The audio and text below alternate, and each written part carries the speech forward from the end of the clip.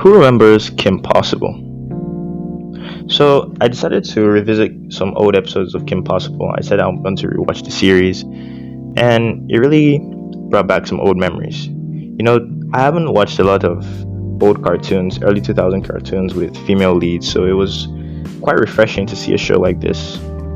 And while watching it, there were a lot of different small little concepts that really interested me.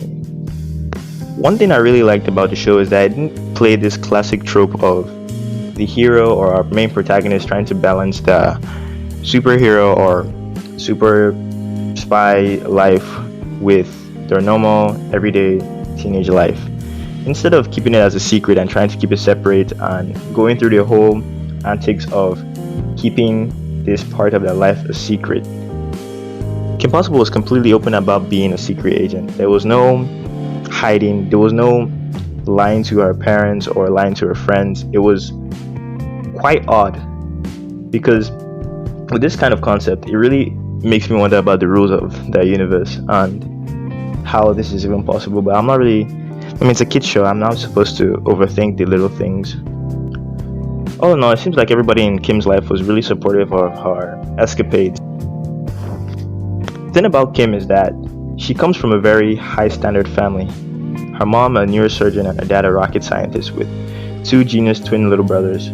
And Kim is just trying to navigate the subtle pressure of coming from a family with such high, well, would I say expectations.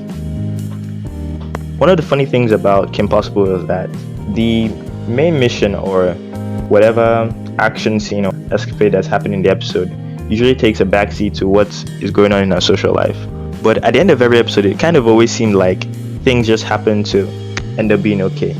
There are so many circumstances or so many situations which were just left to chance. And if it wasn't a kids' TV show, I think things would have gone a lot differently.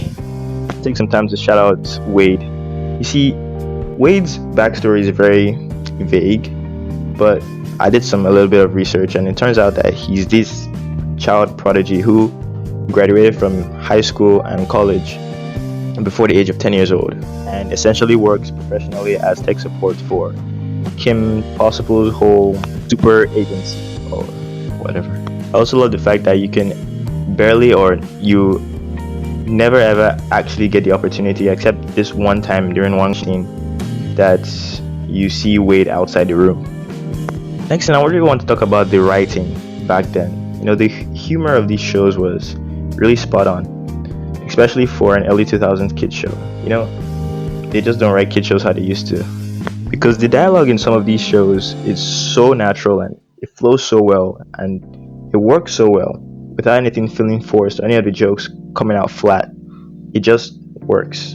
I'm not really too familiar with kids media nowadays, but I just feel like that's something that they really lost.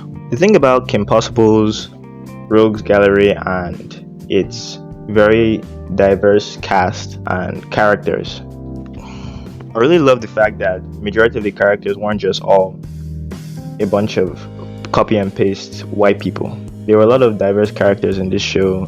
And the one thing about cartoons is that you can go as far as you want with the diversity, because these are cartoon characters that are drawn in. You can have characters with blue skin, green skin. I just wish people played around with it a lot more. And I haven't really gone too deep into the whole series, so I'm not entirely familiar with all the lore and how a lot of these character relationships end up playing out. But I think starting from the early episodes, you can see how the relationship grows and develops, and I just really love the attention to the little details that build up these characters. And for a time that was really flooded with episodic TV shows and cartoons, I really love the character development throughout the series. Anyways, Kim Possible is definitely one of the staples of early 2000s cartoons, especially for Disney. And if you're thinking about rewatching any old TV show or cartoon, you should definitely do that because it's really an experience.